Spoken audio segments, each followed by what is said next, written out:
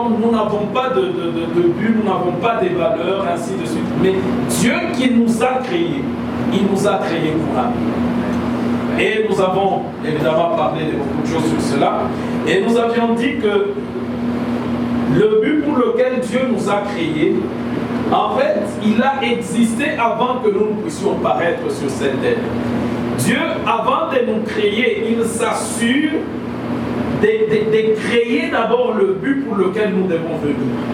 Et nous avons lu dans la parole de Dieu, dans Jérémie, nous avons lu dans Psaume, où dans Jérémie, Dieu dit avant que nous puissions naître, avant que tu naisses, je t'avais connu et je t'avais consacré. Donc, la consécration à une œuvre, au ministère prophétique de Jérémie, a existé avant la création physique de Jérémie sur terre. En fait, c'est ce que nous voulons dire. C'est que moi, avant de naître, Dieu savait d'abord pourquoi je devais naître. C'est pourquoi je devais naître a existé avant que je naisse. Et quand je suis né, et quand je me retrouve en vie, je dois être sûr qu'il y a un but pour lequel je suis en vie. Amen. Amen. Amen. Même si parfois tu ne connais rien, tu as l'impression, tu vis l'adversité, tu vis des situations, parce qu'il arrive des moments dans nos vies, tu es seul dans ta chambre, tu te dis pourquoi j'ai dit. Ouais. Amen. Tellement il y a des combats, tellement il y a des défis, finalement tu dis. Je crois que ça vous arrive aussi. Hein? Et si nous lisons dans la Bible des prophètes comme Élie, c'est déjà arrivé. Il demande même, Seigneur, tue-moi alors. Amen. L'ignorance du but pour lequel tu vis n'annule pas ces buts-là. Ou les difficultés qui caractérisent ta vie ou qui se manifestent dans ta vie n'annule pas le but de Dieu. Amen. Amen. Et nous avions dit en dernier que même la durée de notre vie sur terre est déterminée par rapport au but pour lequel nous sommes venus sur terre. Donc, quand un jour, je ne sais pas, ça viendra dans combien de temps, je ne sais pas, quand probablement vous apprendrez, ou bon, certains peut-être ne seront pas là, je ne sais pas, mais vous apprendrez un jour, je ne sais pas si vous l'apprendrez ou c'est moi qui apprendrai, mais que je suis mort. C'est normal. C'est parce que je suis créé pour un but. Et quand j'ai fini ce but-là, pour Dieu, je n'ai pas la raison de rester encore sur terre. Il faut que je quitte la terre parce que j'ai été créé pour faire ce but-là, cette mission-là. Amen. Amen. Et c'est pourquoi vous allez voir, il y a des gens qui meurent comme Jésus. Il est mort à 33 ans. La mission de Christ s'est achevée quand il avait 33 ans.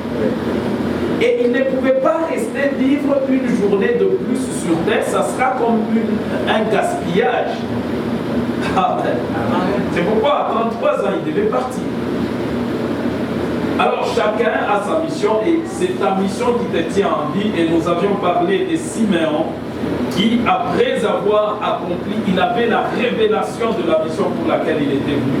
Et quand il a présenté l'enfant Jésus, c'était en fait la mission pour laquelle il est venu.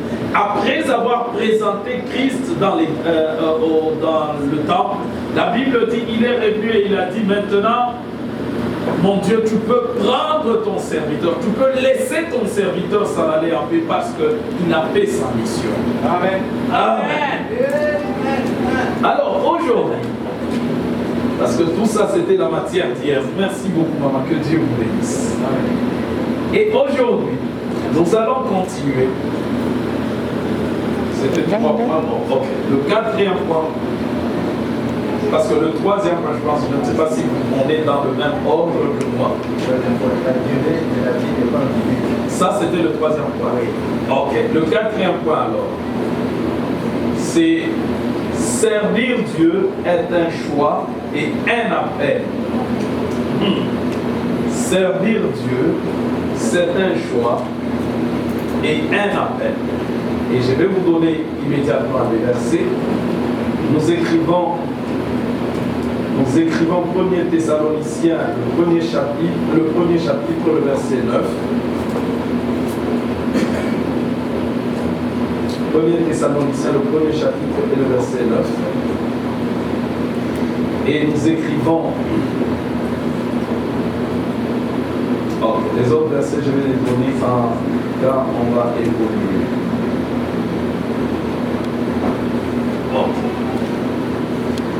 Alors, bien que Dieu a créé l'homme pour un but précis, bien que nous vivons pour accomplir cette mission-là, mais pour que l'homme accomplisse la mission pour laquelle il a été créé ou réalise l'objectif de sa vie, l'homme doit en faire le choix. Amen. Et c'est très important qu'on comprenne cette leçon aujourd'hui. C'est que Dieu, avant d'être créé, il avait un objectif, il avait une mission. Mais quand tu es venu sur terre, pour que tu puisses réaliser ce pourquoi Dieu t'a créé, tu as un choix à faire. Amen. Il faut que tu fasses le choix d'accomplir ce que Dieu t'a demandé à faire. Et beaucoup de questions, beaucoup de gens, parce que je sais qu'il y a beaucoup de questions, si Dieu m'a créé pour ça, pourquoi je n'arrive pas à faire ce que Dieu c'est pourquoi Dieu m'a créé. C'est parce que beaucoup de gens n'ont pas fait le choix. Amen. Amen. Il faut en faire le choix. Et le choix doit être conscient. Et le choix doit être, ce n'est pas juste un choix comme... Non, on doit faire le choix de vivre selon le plan ou la destinée de Dieu. Et pourquoi on doit faire le choix? C'est là où les choses sérieuses commencent. Amen. Amen. Quand tu as créé l'homme, pour comprendre pourquoi servir Dieu doit être un choix, il faut qu'on revienne à la chute de l'homme. Quand Dieu a créé Adam, le seul choix qui était dans le jardin, c'était manger ou ne pas manger l'arbre de la connaissance du bien et du mal, ainsi de suite. Adam, s'il n'avait pas mangé, il pouvait vivre éternellement sur la terre. Donc probablement aujourd'hui, on serait toujours à côté d'Adam. Donc les Abraham, les autres là, on serait toujours avec eux, on serait en train de parler avec eux, mais malheureusement, il a mangé le fruit. Mais quand il a mangé le fruit, qu'est-ce qui est arrivé? Ce qui est arrivé, c'est qu'en mangeant le fruit, toute la création a été soumise, ou toute la création, parlons plutôt de l'humanité, toute l'humanité est tombée sous le pouvoir de l'ennemi. C'est pourquoi la Bible dit dans ce verset, on va nous le lire par l'homme de Dieu Rudy, 1er Jean 5, 19. 1er Jean 5, 19. Amen. Nous savons que nous sommes de Dieu et que le monde entier est sous la puissance du malin. Et que le monde entier est sous la puissance du malin. C'est qu'après la chute de l'homme, qu'est-ce qui est arrivé? C'est que toute l'humanité, bien que l'humanité est créée avec le plan et l'objectif de Dieu, mais l'humanité est tombée sous la puissance du diable. Et quiconque naît dans le monde, il naît sous la puissance du diable. Et c'est pourquoi David pouvait même dire, j'ai été conçu dans l'iniquité. Et parce que après la chute, toute l'humanité était conçue dans l'iniquité, on naissait sous le pouvoir de l'ennemi. Et le diable, ce qu'il a fait, et d'ailleurs il a très mal fait. Comme c'est dans ses habitudes de mal faire les choses. Amen. Alors le diable, qu'est-ce qu'il a fait? Il est allé, il s'est assujetti la race humaine. Mais malheureusement, il a oublié que la race humaine existe sur terre parce qu'il y a un objectif. Amen. Il a assujetti la race humaine, mais il n'a pas le pouvoir d'assujettir l'objectif pour lequel la race humaine existe. Et je voudrais qu'on comprenne bien. C'est que l'homme naît parce que Dieu a un plan et un objectif, mais l'homme en naissant, il naît sous le pouvoir du diable, mais le plan et l'objectif de l'homme pour Dieu reste entre les mains de Dieu. Amen. Et le diable, il s'assujettit l'homme, mais il n'a pas le pouvoir d'aller toucher le plan de Dieu pour l'homme, parce que le plan de Dieu pour l'homme est entre les mains de Dieu. Amen. Ainsi, le plan existe et c'est bien gardé par Dieu, mais l'homme tombe sous le pouvoir du diable. C'est pourquoi même les païens qui vont chaque jour dans des boîtes de nuit, entre les mains de Dieu, il y a le plan de leur vie entre les mains de Dieu. C'est lui le païen qui est sous le pouvoir du diable, mais le plan de Dieu pour le païen est entre les mains de Dieu. Est-ce que c'est clair? Amen. Amen. Alors, c'est pourquoi il y a beaucoup de questions que les gens disent, mais c'est parce que le plan de Dieu existe pour chaque homme. Vois par exemple, Gadiela, il faut me donner de l'argent, vois Kakayo. Alors, cet enfant, le plan pour lequel il est né existe. Parce qu'avant qu'elle naisse, Dieu a écrit, Dieu a fait un plan et Dieu a regardé le monde et il a su que dans cette génération, même si sa mère ne le sait pas, elle est une solution à un problème que la génération posera.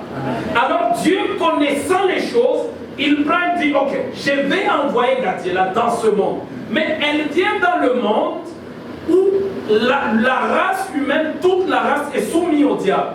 Donc elle est aussi soumise au diable, mais le plan pour lequel elle est venue dans ce monde, c'est Dieu qui l'a écrit. Amen. Et la Bible dit, David dit, et tout était écrit dans ton livre.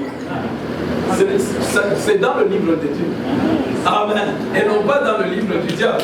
Et c'est Dieu qui garde ce livre-là. Quand Dieu il lit le livre, il arrive à une page, c'est écrit Gadiela.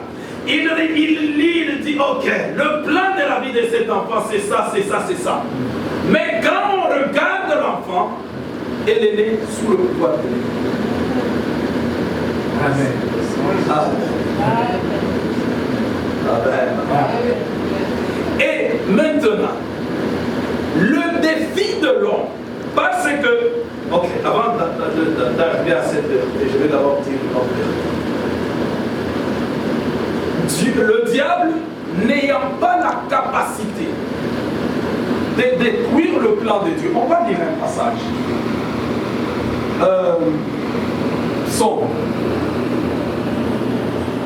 Psaume 33, le verset 10 et 11. Je vais juste parler un peu du plan, des dessins de Dieu. Psaume 33, le verset 10 à 11. L'Éternel renverse le dessein des nations. Il anéantit le projet des peuples. Le dessein de l'Éternel subsiste à toujours. Les desseins de l'Éternel subsistent à toujours. Et le projet de son cœur de génération en génération. Et les projets de son cœur de génération en génération. Papa, que le Seigneur te bénisse. Le dessein de Dieu sur cet enfant va subsister à toujours. Même si on ne croit pas, mais les desseins du Seigneur sur sa vie subsistera à toujours. Et le plan de Dieu de génération en génération. Et le diable, n'ayant pas la capacité de détruire ce que Dieu a arrêté pour ta vie et pour ma vie, ce que le diable a fait, le diable a conçu aussi un plan. Il a conçu aussi des desseins pour chaque personne. Alors, quand nous naissons maintenant dans le monde, nous avons le choix entre les desseins de Dieu ou le plan de Dieu et le plan du diable. Un choix à faire. Il y a un choix à faire. Et est-ce que je peux dire la vérité? Ok. Maintenant, quiconque n'a pas fait le choix de Dieu, même s'il n'a pas fait le choix du diable, parce qu'il est né sous la puissance du diable, donc c'est le plan du diable qui s'accomplit. C'est pourquoi servir Dieu doit être un choix conscient. Mais servir le diable, ce n'est pas un choix. C'est une fatalité pour l'homme. Et quand on peut ne pas faire le choix de servir le diable, mais on est déjà sous la puissance du diable. Et parce que le plan de Dieu existe, le diable ayant conçu aussi son plan, ou d'ailleurs c'est écrit dans Corinthiens, on dit, nous n'ignorons pas les desseins du diable. C'est qu'il a aussi ses desseins. Alors quand quelqu'un naît, il naît sous la puissance du diable, et le diable ayant un plan et des desseins pour cette personne n'a pas l'obligation de faire le choix du diable. S'il ne fait pas le choix de Dieu, alors c'est le plan du diable qui s'accomplit. Amen. Amen. Je vais donner un exemple peut-être banal. Bon, c'est comme nous sommes admettons que l'humanité naît dans cette maison ici, dans cette salle. C'est là où toute l'humanité doit naître. Alors, quand quelqu'un naît dans la salle ici, vivre dans cette salle, c'est ce qui est naturel. Le choix de vivre en dehors de cette salle, il faut qu'il ouvre la porte et qu'il sorte de la salle. Et c'est alors qu'il vivra autre chose. Et c'est comme ça. L'humanité naît sous la puissance du diable. Même les gens qui nous disent, par exemple, vous savez, souvent les gens rencontrent les gens qui disent, tu sais, moi, les choses de l'église ou des dieux, je ne vais pas à l'église, mais non plus, je ne fais pas du mal. Je suis un homme correct, je respecte les lois. Si tu respectes ça, tant mieux, gloire au Seigneur, tu vas vivre bien sur la terre sans avoir beaucoup de problèmes. Mais si tu ne fais pas le choix de Christ, tu sers le diable. Amen. Il faut arriver à un moment donné de la vie où tu décides et tu dis, maintenant, moi, Eric, j'ai dit que je vais servir Dieu. Et quand tu fais ce choix-là, c'est comme si tu ouvres la porte de cette salle et tu sors pour vivre pour quelqu'un d'autre.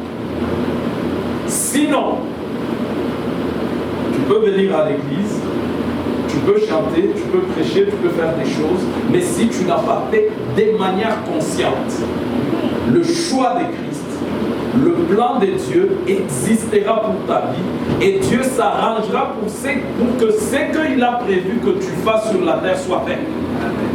Amen. Amen. Mais toi, tu n'entreras dans le